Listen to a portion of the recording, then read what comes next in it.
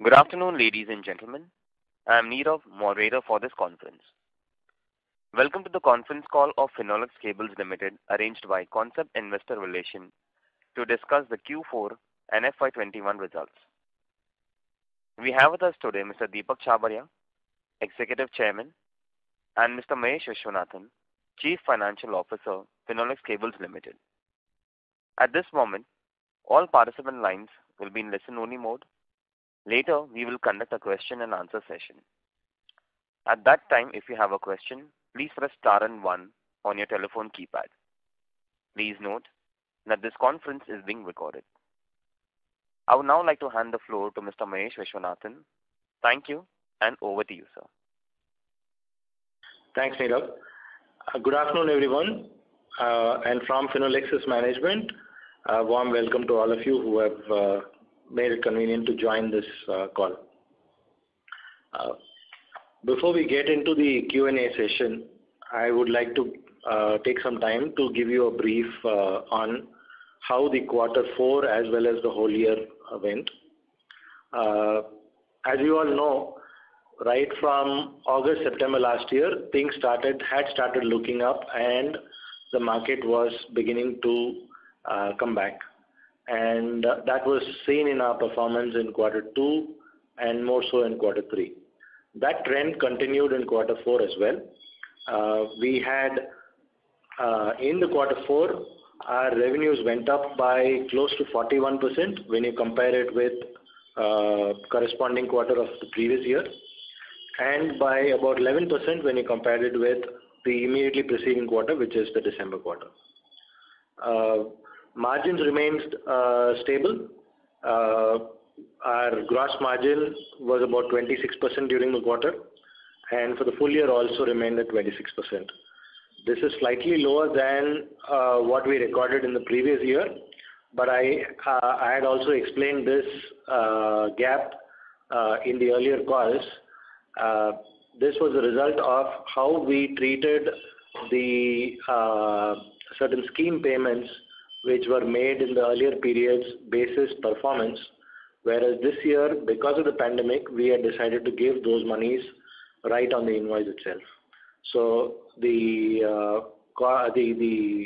realizations were about 2% lower, and that reflected in the margins.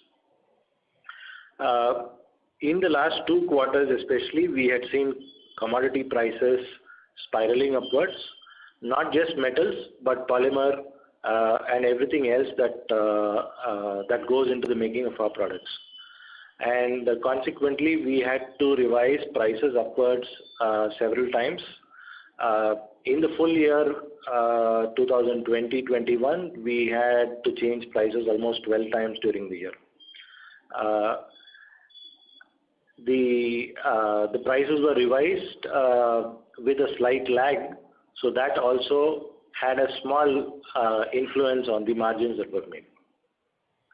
At expense level, we were able to contain the expenses to reasonable levels. If you recall, in the first quarter last year, we had informed you that over the lockdown, we had quite a few discussions among ourselves to try and see what kind of costs we could reduce, how much could we cut down permanently, and how much of the fixed costs we could convert it into making them variable. So we achieved some measure of success, and that is also reflected in the cost lines. So at the end of the year, the net profit was about 392 crores. This is before taxes, as against 501 crores in the previous year. The basic difference here is that in the earlier year, we were in receipt of dividends from FIL, both for 18-19 as well as for 19-20 in the same year, whereas in 2021 there was no inflow from dividends. That was a major reason for the difference in the profit numbers. And the second, of course, was the first quarter. We estimated that we had lost sales of approximately 400 crores during the first 3 months, and the resultant profit on that about 50 odd crores. So that kind of bridges the gap, if you will. In the quarter, our profit was about 136 crores, slightly higher than the profit that we made in the corresponding quarter of the previous year, and substantially higher than the profit that was made in quarter 3. Profit after tax is of course dictated partly by tax-free income that we received in the earlier years, whereas this year there was no tax-free dividends that came in. So to that extent, the tax outgo appears a little higher, but it is not so. So that's on the income statement. In terms of individual segments, electrical cables, the revenues rose by 43% when compared to the corresponding quarter of the previous year. Of course, the previous year's quarter had a lower base because the second half of March was impacted. But compared to the immediately preceding quarter, the revenues went up by about 8%. For the total year, the revenues were more or less flat, 2,310 crores versus 2,360 crores.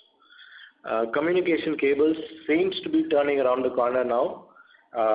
It is one segment which has been plagued by difficulties over the last couple of years because not much of investment was going in there, despite a slew of announcements from the government saying that they would inject money into Bharat Network or the BBNL programs, but the effect is yet to be seen.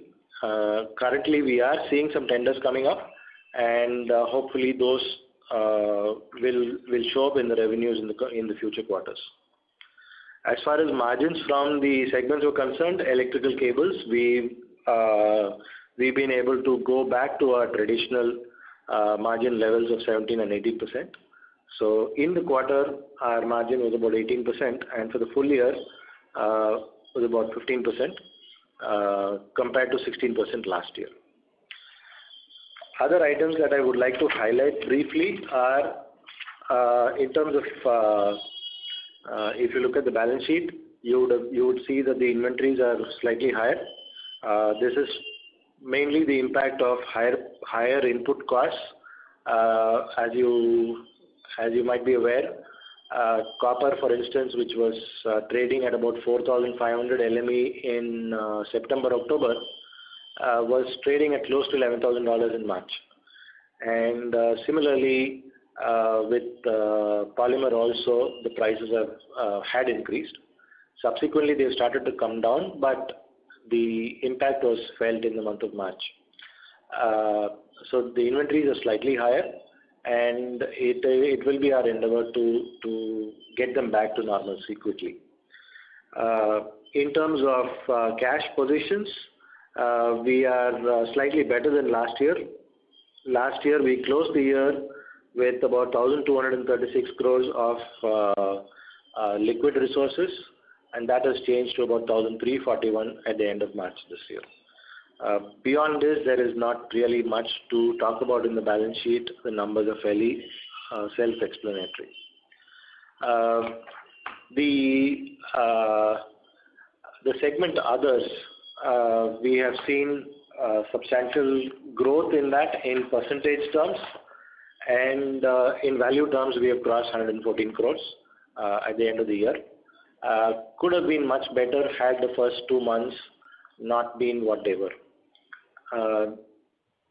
I think our efforts to improve our distribution network are beginning to pay off, and the result in the appliances and other segments that we see is the improvements that are taking place in our distribution network. At the end of March, we had 509 distributors, and we had unique billing this year of almost 90,000 retailers, as opposed to 30,000 odd in the previous year. So that's showing up as we improve the distribution network, and as the coverage there improves, the number of retailers we'll be able to cover will also increase, and therefore that will have an impact on the revenues and volumes for the company. So with this brief statement, I now open up for questions. Thank you very much. We will now begin the question and answer session. Anyone who wishes to ask a question may press star and one on their touchtone telephone. If you wish to remove yourself from the question queue, you may press star and two. Participants are requested to use handsets while asking a question. Ladies and gentlemen, we will wait for a moment while the question queue assembles. Participants, you may press star and one to ask a question.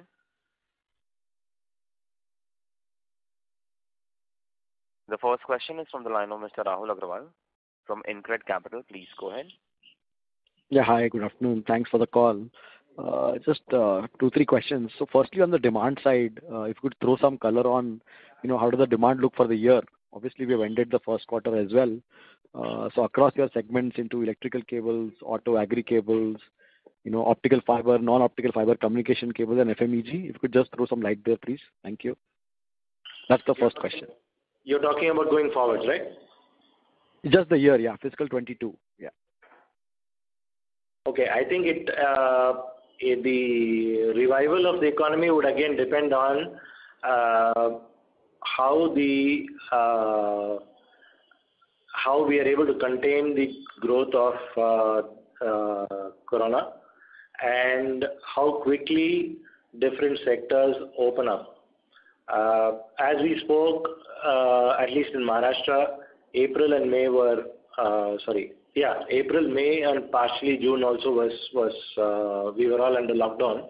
While commercial activity was continuing, it was not with the same ease as you would have seen, let's say, in the pre-lockdown days. Slowly things are returning to normal, but how long that return would take is anybody's guess. But assuming everything starts to be normal from now onwards, I think in the next 1 quarter or so, we should go back to pre-COVID levels. So broadly, in terms of growth, if I look at electrical cables, should that, obviously the base is low, is almost flat YOY. Are we looking at more than 15% top line growth overall for the company and electrical cables in specific? Or how would you see that number? Yes, we are planning for that, but on the ground reality is what it will be. So we will have to color it to match ground realities as time goes by. But yes, the plan is that. Okay, got it. Second question was on the capex. So we had discussed about, last quarter I think you were spending on solar. Something on solar side and on the tinned copper wire side. How is that progressing? What is the status there? The civil work for the E-beam plant is under construction right now. This is Deepak Shabria. Good afternoon. I thought just to answer your question, the E-beam civil work has been held up because the E-beam requires a special bunker to be made underground where the electron beam equipments have to be put. And this requires the supplier side engineers to come and actually pinpoint what needs to be done at a time of casting. And it's very specialized casting. And because of the problems being faced between India and China, the engineers are not able to come from that country to our country, and so that project is kind of held up till that gets sorted out. But the other projects have gone on well, and the project for making conduit pipes has gone live last year, and the sales have started, and we are seeing good movement of product over there. And for the tinned copper? In the tinned copper plant, the plant has been ordered and the civil work has just commenced. There were some issues on getting approvals, which have just been sorted out. Any revised timelines you want to put? Like by year end, should we see both of these done? The tin copper, yes, but on the E-beam, I think a lot depends on the situation between the two countries. So, which is not in our hands, basically. The whole thing depends on when visas are issued to those people to come and be here at site. So that's the bottleneck now. Got it. Sir, lastly on the inventory, you mentioned raw material prices going up. That is why the inventories are higher. It looks higher, at least optically. Yeah, it is higher. Yeah, but at 755 crores of inventory, any more color can you throw? As in, these numbers obviously look much higher than the past. And if I just do simple maths on the sales, it looks like 100 days of sales of the inventory at 755 crores. So anything specific, are we, or is it like first quarter is already, the number is actually driven down? At first quarter, the numbers will be driven down. And like I said, substantial portion of that increase is because of the price hikes that were there on both copper and polymer. And polymer we import from Taiwan, and there is a month and a half, 2 months lead time there because it comes by boat.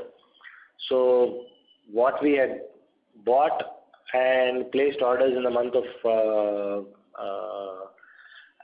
February landed in March for consumption in April. So as they get consumed, then the numbers will go down substantially. We will revert to the traditional numbers of 55, 60 days pretty quickly. Got it. Thank you. I'll come back in the queue. Thank you so much. All the best. Okay. Thank you. Participants, you may press star and 1 to ask a question. The next question is from the line of Ms. Sonali Salgaonkar from Jefferies India. Please go ahead. So good afternoon and thank you for the opportunity. So my first question is regarding the gross margins. Yes, in the opening remarks, Mahesh sir mentioned, some bit about the realizations sort of being lower by about 2%. So, but could you just do a little bit of more detailing as to how should we look going forward? Was this scheme a one-off, and how should we look at it in FY22? See, we changed the practice last year because of pandemic. We were not very sure how long the effects of pandemic would last. Okay, so we used to run several schemes in the past. Some were basis quarter performance, some were basis annual performance, some were maybe specific season related. All this put together, we used to budget for about 8%. But the actual payouts were somewhere around 6%. Whereas last year, keeping in mind the unknowns, we said, okay, let us give this 8% straight away on the invoice. And that is what we've been doing the whole of last year. Even as we speak, we have continued that in quarter one also. We'll have to see how situation on the ground changes and whether it is possible to run a target-based scheme at some point in time in the near future. As and when that happens, we might change it. But at the moment, we are still continuing the way we've been operating. Maybe I can just add that, the way the target-based schemes run is based upon past performance and the expected growth. The targets are set for the distributors or even a retailer. And the schemes are run for incentivizing them to try and sell more. So in a pandemic time, when there are a lot of changes area-wise at different time frames, some months, some places are in lockdown, and in some months, some other places are in lockdown. It's very difficult to give a target which is something which will incentivize the distributor and retailer.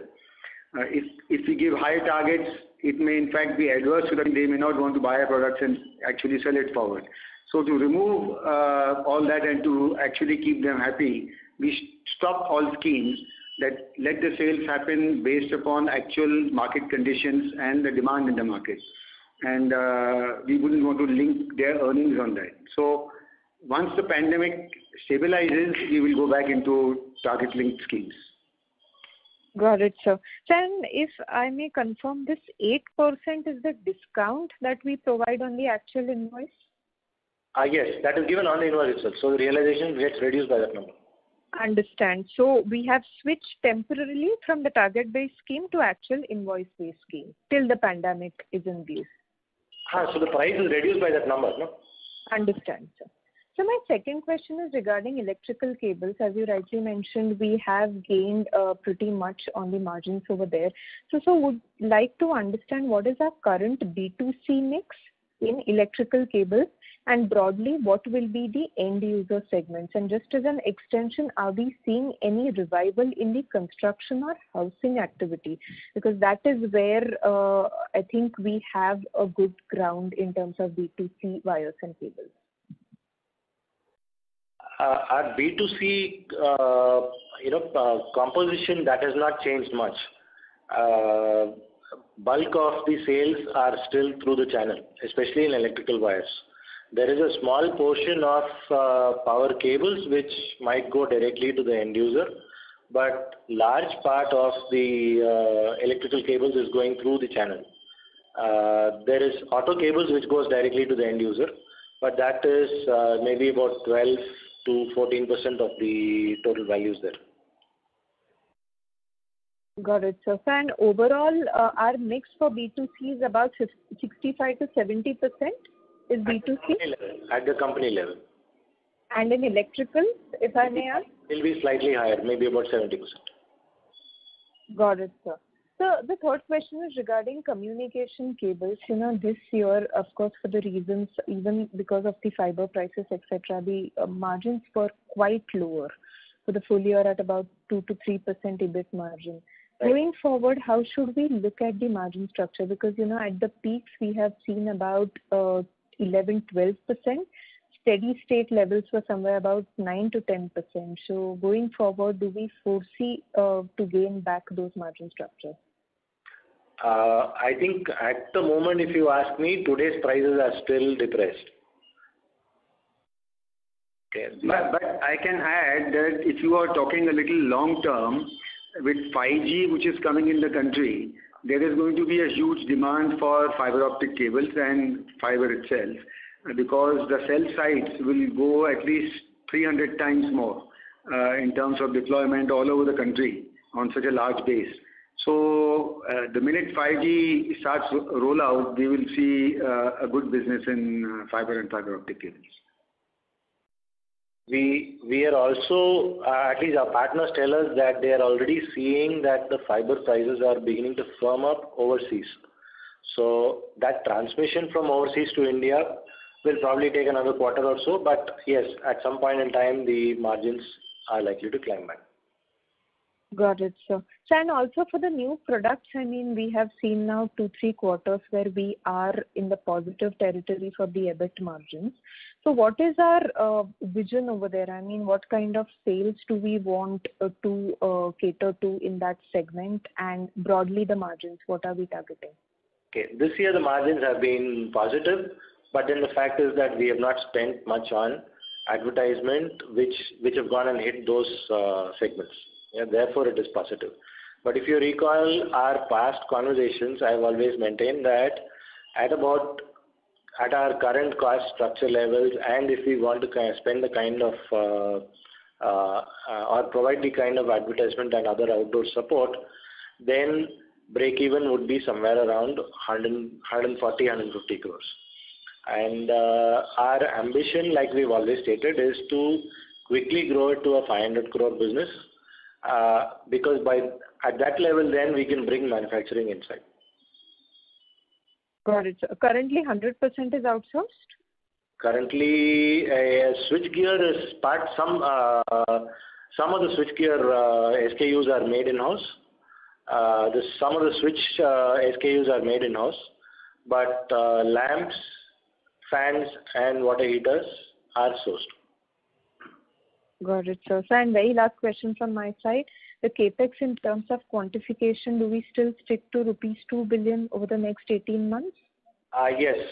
Some part of it has been spent. So I think from now to the next 18 months, another 150, 160 crores. Got it, sir. Very helpful. Thank you so much. That's it from my side. Thank you. The next question is from the line of Mr. Saurabh Porwal from HDFC Mutual Fund. Please go ahead. So can you hear me? Am I audible, sir? Yes, okay. Yeah. Yes, sir. So just wanted to understand the status of the J-Power entity, how YOY, last year we made a loss of, we had infused another 30 crores. How much we had to infuse in FY21, sir? And any traction in terms of orders in EHV cables? Okay. This year the entity made a loss of 32 crores, I think. We infused 20 from our side. The partner also infused 20.2 or 20.3 from their side. Currently, the order book is at around 65 crores approximately, and we have pending jobs from services for another 20. So totally, even if no new orders are received, a revenue of about 85 crores can be booked this year. So what's your outlook for this? How I think in last year's annual report it mentioned that we believe the loss may continue for around 18 months. So what's the outlook now, sir? Well, okay, the pandemic has pushed the timelines out by a few months. So maybe another year or so, but beyond that, I think we should start seeing at least cash positive numbers. So by FY23, you believe you should be break even at least on the yes, on the cash that flow. yes, that's the plan now. Great. Thank you, sir, and all the best. Thank you. Participants, you may press star and 1 to ask a question. The next question is from the line of Mr. Yogesh Bhatia from Sequent Investments. Please go ahead. Hi, sir. Actually, I think in the beginning of the call you explained the difference between the standalone and the consolidated. Can you please revisit that? I missed it. Sorry, I did not talk about the consolidated in the beginning. The only difference between the consolidated numbers and the standalone numbers is on the expense line in the standalone books. There is a provision of about 26 crores or so towards impairment of the investment in J-Power. In consolidated, that goes away. Okay. On the other expenses line, because the loss or profit from the investments appear in the line which says share of loss or profit from associated stroke joint venture companies. So you will see a 290 odd crore number there. Yes. That includes our share of the loss in FJPS plus our share of the profit in FIL. Okay. So going forward, how does this JV number be? Do we expect this on a steady state basis? How is it expected to be? So, which is what the previous question was also about. Yeah. What is the expectation in terms of the performance levels at the entity? Yeah. And my answer was at least by next financial year, I expect it to be cash positive. I may not be able to recover full depreciation, but I do expect to be cash positive. Okay. Thank you. Thanks for your answer. Thank you. The next question is from the line of Mr. Amit Nagar from Edelweiss Financial Service. Please go ahead. Hi, sir. This is Amit Nagar from Edelweiss. I just have two quick questions. Mahesh, first for you. In FY21, what is our volume growth in retail house wires and also contribution from top 100 dealers in retail house wires? Yeah, that's my first question. Okay. Volume increased by about 14%. Sorry, that was in the quarter, whereas for the full year,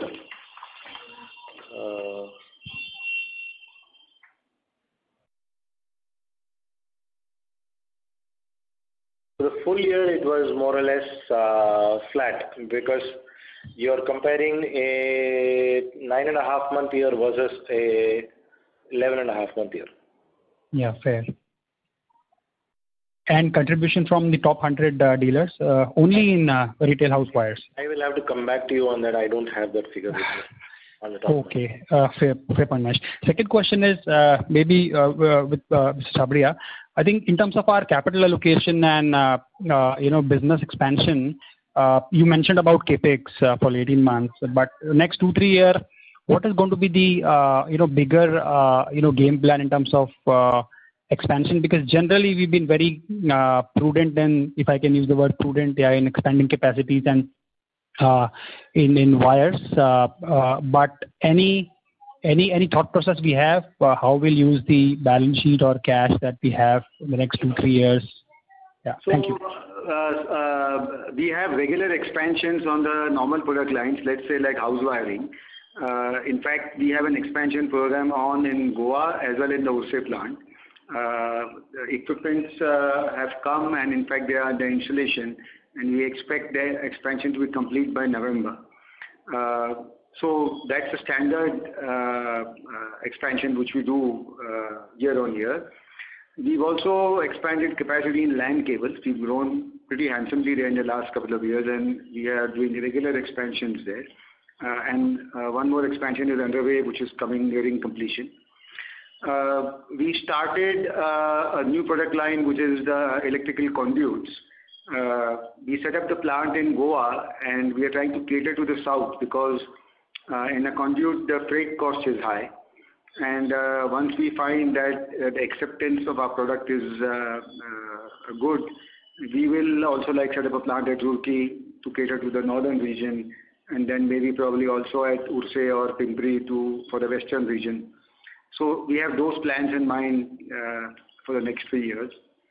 The E-beam has been a little disappointment. Our plan was that once the E-beam is operational and we are running solar cables from that, which was the first product, then we were planning to work on instrumentation cable and cables for railways and for metros, which require all E-beam in terms of the core.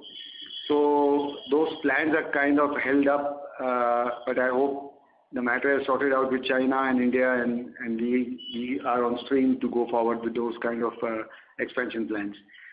So we have plans for expansion in the cable line. We are also having expansion in fiber optic, where the cabling capacity is going to get augmented, and we should be, I mean, the designs are ready. We should be starting construction of the building maybe in a month's time. We are doing tenders right now. So a lot of the cable product lines will see expansion.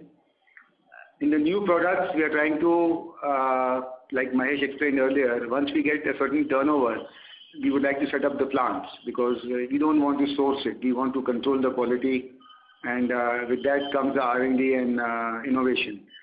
So we will spend money in setting up those plants, and that should come in the next 3 years time frame in CapEx. Fair point, sir. I think that's. Thank you very much. Maybe just one clarification on the second answer that you've given. Can I still assume that in the electrical cable and wire, I'm taking away the communication and all that, but in electrical cable and wire, the mix has historically always been, Finolex has always been a wire company, and we have a very small share of electrical cables. So are you suggesting that there'll be a change in this mix significantly in the next 3 years, or largely it's going to be 80% or 90% wires? Thank you. We are predominantly a wire company. Our strength is in that area. I personally would like to grow on the cable side, and we are trying to work on the ROI over there.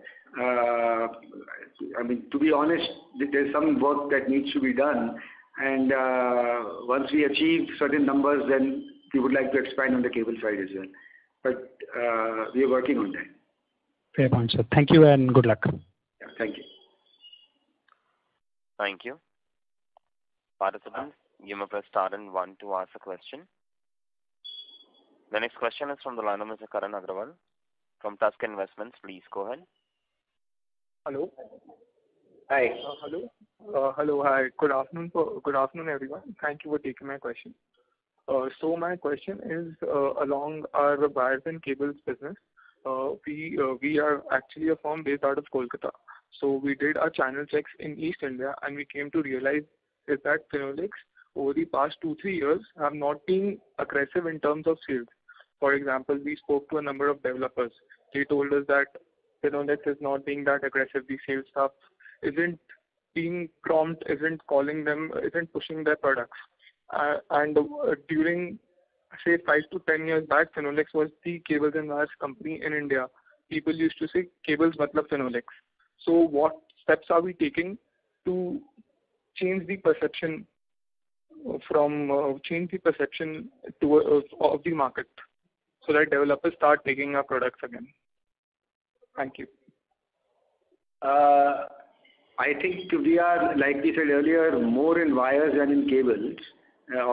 We have always been more of a wire company, and that is continuing right now. So I presume that when you're talking of the eastern market, you're talking about the wires. Now, if you see, Finolex in the past has been predominantly having higher sales in south, and followed by west, and then by north and the east. And this has been because south is more quality conscious and willing to pay a higher price compared to, let's say, North India and parts of East India. But we've been trying to popularize our products in the north and the east and grow over there, and our growth rates have been pretty well in the east. In fact, we were earlier selling in, let's say, in Calcutta area to a lot of wholesalers, and the wholesalers would take the product and sell it forward to small retail counters. Now we have stopped doing that, and we are doing a proper distribution channel wherein we have distributors spread out over the east, and each distributor is allocated some 400 retail counters. The prices are controlled through a computer system that the price is same no matter in which retail counter you are selling at. So people from the rural don't have to travel to a bigger city to get better prices and buy the product. So we are trying to do a proper brand building and selling at a fixed price in all the shops. And the sales have in fact grown in the east. Now you may have got certain feedback based on the way the business changed from the wholesaler to distribution network, and maybe some people are unhappy. But we will look into it and see what we can do to make sure that everybody is happy in terms of the business and distribution. Thank you so much. That answers my question. Thank you very much. I request to all the participants, please restrict to 2 questions per participant. If time permits, please come back in the question queue for a follow-up question. The next question is from the line of Mr. Mohit Kumra from Kumra Investments Limited. Please go ahead. Yeah, good afternoon, sir. My question is specifically regarding the balance sheet. So sorry to interrupt you. Mr. Kumra, your voice is breaking. May I request you to come in a better reception area? Can you hear me, please? Yeah, I can hear you. Yeah, I can hear you. Yeah. So my question is regarding a very specific entry on your balance sheet. On your current asset side, the other financial assets are listed at 778 crore rupees. Right. The last year, this was 55 crores, and the note against that entry was loans to others. I don't know who the others are, but this year it is 1/4 of your balance sheet. So could you please shed some light on what this money is and how? Sure, no problems. So if you look at the financial assets, there is one item called cash and cash equivalents. There is another item called other bank balances, and the third item is other financial assets. So, and if you see last year, the first item, that is cash and cash equivalents, that shows 856 crores. Yes, sir. This number basically represents fixed deposits. We used to, in the past, keep money in liquid funds, debt funds, but liquid funds. But when the pandemic hit us, we did not know how the market would react. So the first thing we did around the 24th or 25th of March last year was to get out of all those liquid funds and put them into fixed deposits. And we put them into fixed deposits for 7 days because we were really not sure how long this would last, what we need to do, and there was hardly any time to study anything. So when you put something in fixed deposits for less than 15-day period, it is treated as equivalent to cash. So that is how it got classified under cash and cash equivalents. Later on, as the year stabilized, those fixed deposits were extended to 6 months and later on to 1 year. Now, anything that has got a maturity period beyond 1 year does not remain cash and cash balances anymore. It has to be classified under other financial assets. So bulk of the 778 that you see in the current year is fixed deposits which are maturing at a period longer than 12 months. Okay, so these are not. No, we have not given money to anybody. We have not given money to anybody.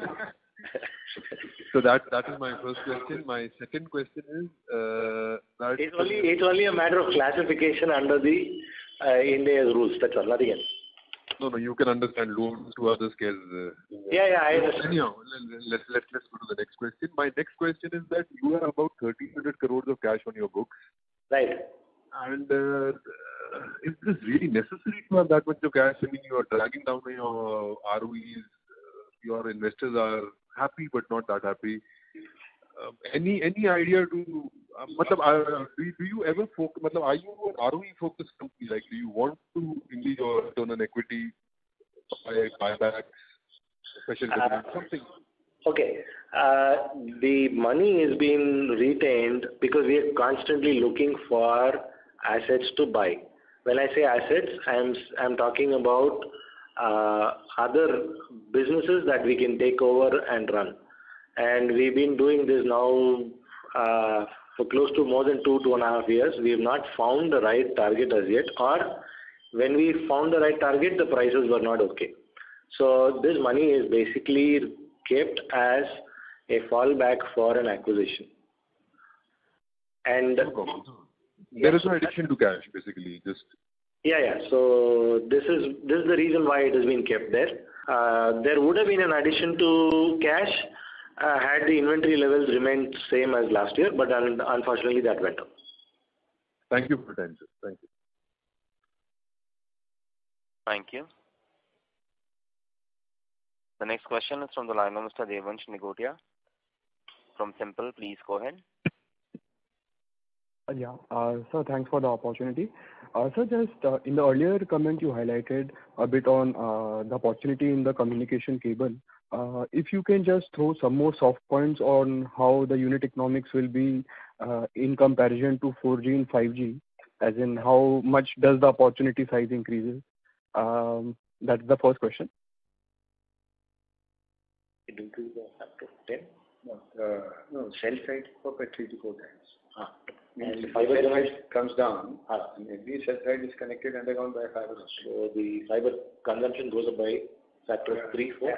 And not all the cell sites are today connected by fiber. Yeah. It's another thing. But for 5G, you will have to be connected by fiber. So these are, I don't know the exact number. Okay. Well, a few things there. Currently, I think only about 30-35% of the towers are fiberized. So there is a huge portion which is still not connected by fiber, right? That is at the existing level, so that needs to change. And when you move to 5G, the number of cell sites will increase by a factor of 4 or so. Mm-hmm. And each one will require a similar amount of fiber as it is connected today. And when you go into 5G, then every cell site has to be connected by fiber. It cannot be the way it is today that you might have experienced as let's say you're traveling from point A to point B and you're on the phone, and suddenly you get into a black spot and you lose connectivity. That's because the particular cell tower there is not connected by fiber, and it is depending on ether to carry your waves. Mm-hmm. So that will not work when you are talking about 5G, where you are talking about near field communication, where you are expecting, let's say, for example, your car to be self-driven, and suddenly there is no tower there where the sensors can talk to, your car will just stop there. So every cell site has to be connected with fiber at that point in time, and the cell sites have to be closer than what they are today. Today, I think there is between two cell sites there will be at least 1 kilometer distance. But I don't think that is possible when you go into 5G. And so the volume of fiber that is going to be consumed when you go there, when deployment starts, will be substantially higher, and that's visible in places like China. It is visible in places like Japan. Some of the centers in US which have migrated to 5G, it is visible there. Okay. Now, when that will happen, we're not too sure. People are trying or test, but then if 5G rollout in India is similar to 4G rollout, then you may not see anything for some time. Okay. Because some days will come. Okay. And sir, in case of, retail wiring, if you can just throw some light on how the demand has been in past 3 months. So there was some hit by the lockdown and then a recovery. So overall, some soft points on how demand has been sequentially and the overall outlook for the same. Well, for the year 2021, we've had different seasons there. The first 3 months, of course, the whole country was locked out. And it happened suddenly. So when things reopened, there were two things at play then. The first was there was a pent-up demand. None of the dealer points were stocked at that point in time, so there was a pent-up demand. Secondly, the demand had to be serviced only by organized players like us, because the unorganized players were unable to open up even after the lockdowns were lifted, because they didn't have access to labor. All the labor had migrated back to their hometowns, and they were also short of cash. So the first, I think, Q2 and Q3 partially were helped by those moments. I don't think there was any consumption increase at that point in time, but that started happening towards the latter part of Q3 and Q4 this year. But again, we had the second wave, and so how much of construction has recommenced is yet to be seen. While retail house sales in Mumbai and Pune have gone up, that is mostly liquidation of inventories rather than new projects coming and getting closed and sold. Okay. So I think there will be a lag, but at some point in time in the future, it has to revive, because as a country, we are still short of housing. Correct. Okay. Thanks a lot, sir. That was really elaborate. All the best. Thank you. The next question is from the line of Mr. Nilesh Shah from Envision Capital. Please go ahead. Yeah, thanks for the opportunity. I just wanted to understand that we've given an aspiration of getting to about 10,000 crores of revenues over the next 5 years. Would you help me understand what's the thought process behind this? What are the contours of this aspiration? Where do we think this is going to come from? Especially in context that our previous 5 years or previous 10 years have not been aggressive in terms of growth. So it would be helpful if you could just give some more color on this. Okay, so just because in the past we have not been that aggressive, we thought we need to change and be aggressive going forward. One of the strategies is not to just grow in electrical wire, but also grow in the various other product lines. So even in the wire and cable, we have now a large portfolio of electrical and communication cable products. And we are constantly growing in all product lines now, whether it's coaxial cable, LAN cables, or developing new products which we are launching. We've taken last couple of years, we launched the new products, like the 5 new products: fans, water heaters, switches, switchgear, lighting. We intend to launch few more product lines. There are 2 product lines we are working on for development purposes. We haven't announced them as yet, but there are products we are working on. So we do, in the next 5 years, plan to have more products, which will be on the B2C sale, leveraging the sales network. And then, as Mahesh was explaining earlier, we are conserving cash to have some acquisitions, because we cannot, by a natural growth, reach to 10,000 crores. So we are constantly evaluating where we can have a big ticket acquisition, which will help us to get to that number. And we are looking for the right opportunity. We haven't found it as yet, but we hope to find it. So great. Thank you. That's the plan. Thanks for that. Best wishes for your plans. Thank you. Thank you. Thank you very much. The next question is from the line of Mr. Rahul Agrawal from InCred Capital. Please go ahead. Yeah, hi. Thanks for the follow-up. Just a couple of questions. Firstly, on the margins, Mahesh, do you think this margin of fourth quarter, 14.7, reflects largely the past number, right? 15.5 is what the company used to do. Should we look at similar numbers going into 22, 23? Yeah, so long as there is no repetition of the pandemic or related effects, I think that is something that we have been steadily doing in the past also. So the blip was only in the last 1 year. So 15% is what we should look at as sustainable long-term margins. Is that fair, company level? I think so. Okay, fair point. And one clarification on the cash side, you explained the accounting changes, but I think current assets will have everything which is less than 12 months due, right? So the FDs which you're talking about are all due less than 10 months, but maybe more than 15 days, and that's why it's classified as other financial assets? No, so okay, let me restate that. When we put the deposit on, it was 12 months, but on the closing date, it was more than 15 days, like I said. Got it, sir. Just last small question. What was fiscal 21 capex, please? I think it was around 28 crores or so. Okay. Thank you so much. All the best for future quarters. Thank you. Thank you. The next question is from the line of Mr. Ashutosh from Ocean Dial Asset Management. Please go ahead. Hello, sir. Can you hear me? Yes, clearly. Yeah.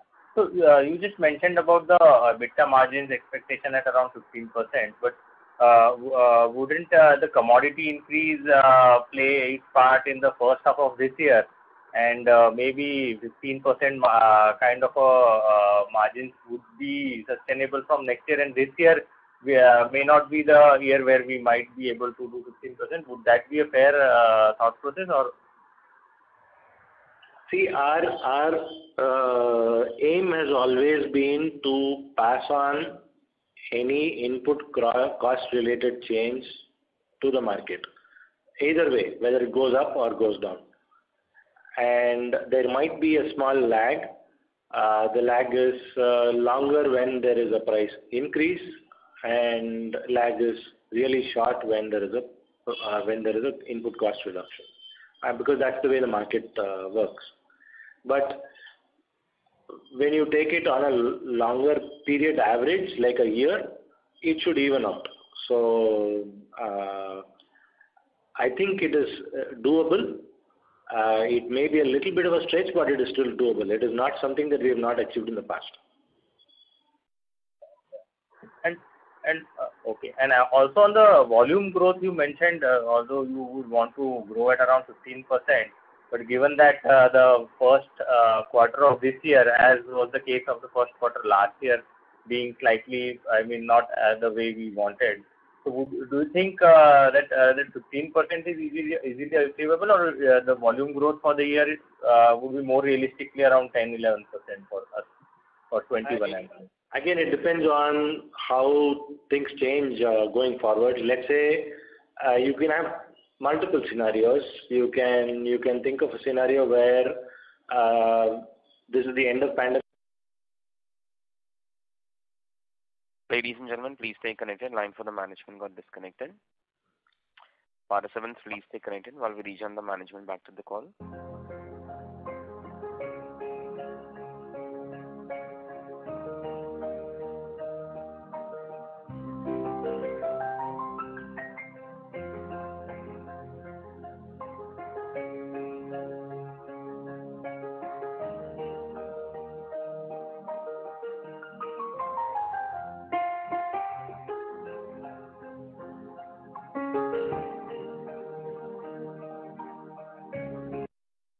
Ladies and gentlemen, thank you for your patience. We have the line for the management reconnected. So you may go ahead. Yeah. So sorry. What I was saying was, it depends. You can have multiple scenarios. Let's say tomorrow is the end of pandemic and all things return to normal. Then I think the number we should be looking at should be north of 15%. Or another scenario where we stumble along and sometime during the year things become okay.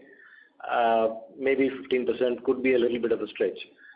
Or third scenario, pandemic continues for unknown period of time, then 15, why 15? Even 5% may not be achievable. So it depends on how the situation outside is. But I think one needs to plan for something. So we are geared to handle a minimum of 15% expansion. If that is the opportunity, then we will take it. But if that opportunity is not there, then we will take whatever that opportunity affords us. Okay. Thank you. Thank you. Thank you. The next question is from the line of Mr. Mayank Bhandari from Nirmal Bang. Please go ahead. Yeah, thanks for the opportunity. Sir, firstly, what was the ad spend in FY21? Deliveries FY20? Spend in 21 was about around ads was about. Just give me a minute, please. 1 second. About 14 crores, and this includes both above the line, below the line, everything. Okay. And sir, you spoke a lot about the distribution expansion, and I believe that you had given a number of 90,000 retailers now. So sir, what is 90,000 retailers are to whom we have done unique billing during the year. Okay, and so this expansion has come in which particular geography? It is across the board. It is all over the country. Okay. And are we using any channel financing in our? We have always had channel financing. We were, I think, one of the pioneers in channel financing. The big difference between Finolex and everybody else is that Finolex does channel financing without recourse to Finolex, whereas everyone else has a certain portion that is with recourse to that company. So the risk in our case, there is zero risk in our case, whereas in all the other companies, they take a little bit of that risk on themselves, on their balance sheet. Okay. And sir, this 90,000 number can reach to up to what in next 1 year? So the 509 distributors that we have been mapped to about 150,000 retailers. So that is the size of the opportunity. So out of that opportunity of 150,000, 89,000 or 90,000 have purchased during the year, at least once. Our task therefore is now two things. One is to make sure these 90,000 continue to buy month after month, because then the volumes will improve. And the second one is also to increase that number from 90,000 to 150,000. That also will give rise to additional volumes. Now 509 is not the end point.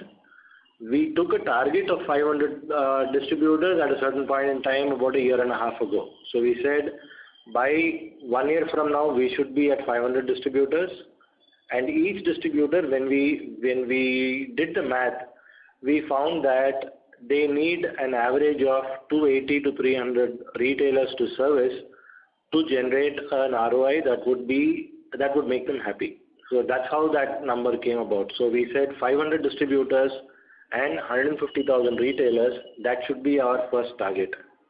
So 500 has been achieved. 150 opportunity size has been achieved.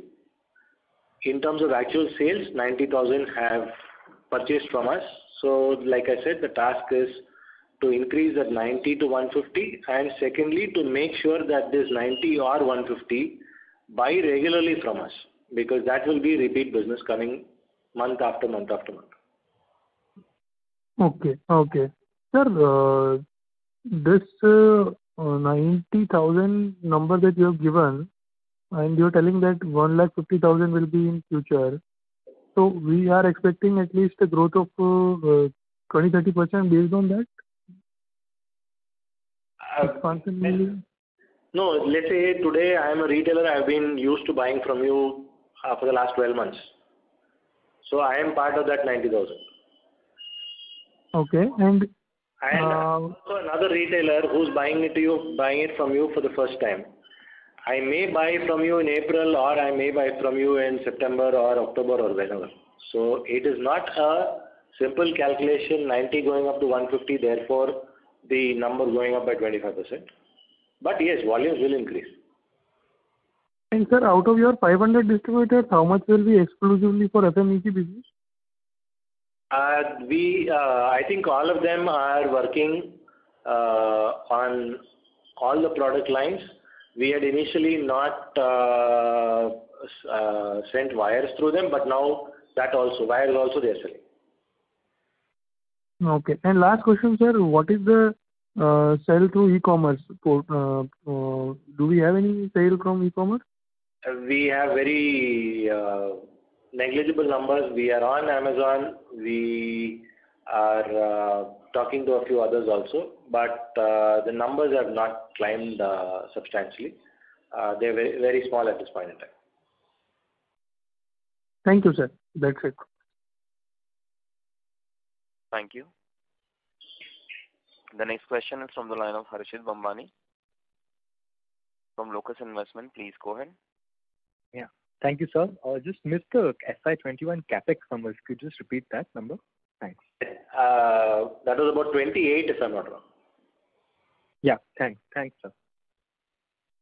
Thank you. The next question is from the line of Mr. Deepak Mehta, an individual investor. Please go ahead. Yes, thank you for the opportunity. So my question is around the 5G which you talked about. So what can be the total market opportunity in terms of rupees, and what can be the market share we are targeting to grab from telecom players here?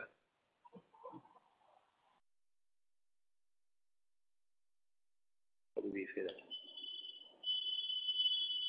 So basically, in the telecom space, are we supplying to any player for 4G, optic fiber, and others?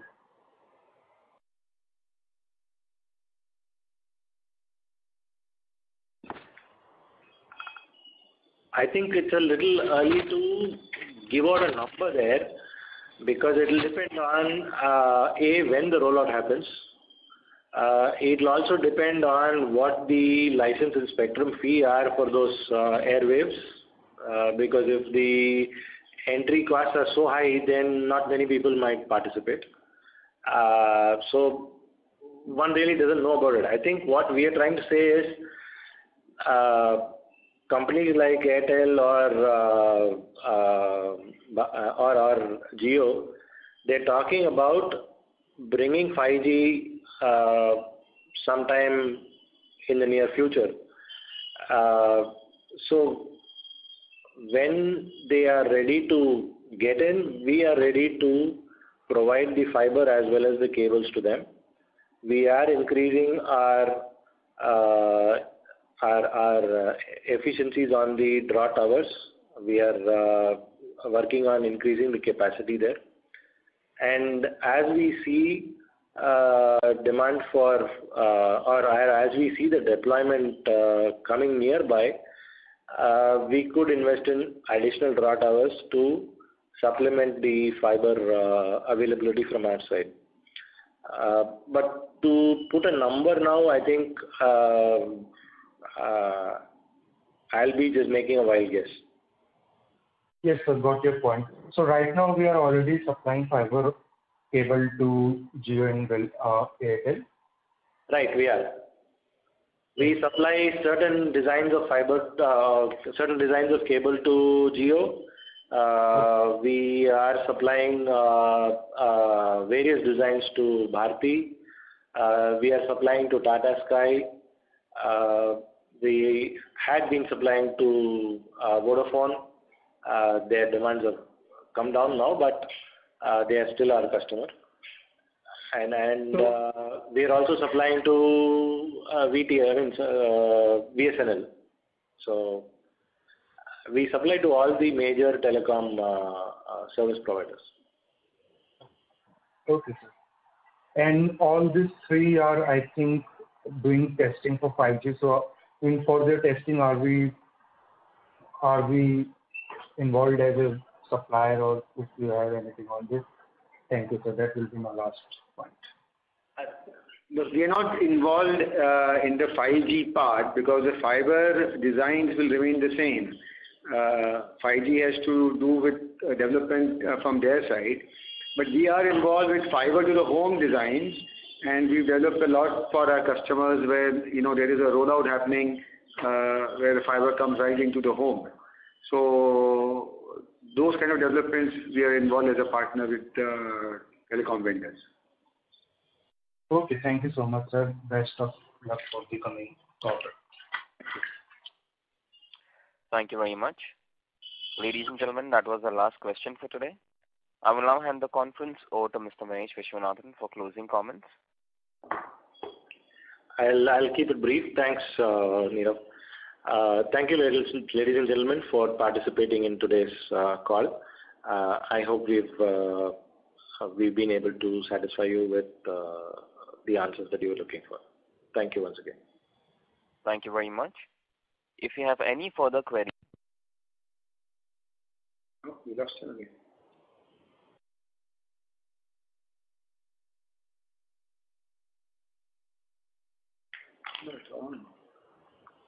Thank you very much. If you have any further queries, please send an email to gaurav.g@conceptpr.com. On behalf of Finolex Cables Limited, that concludes this conference. Thank you for joining us. You may now disconnect your lines. Thank you.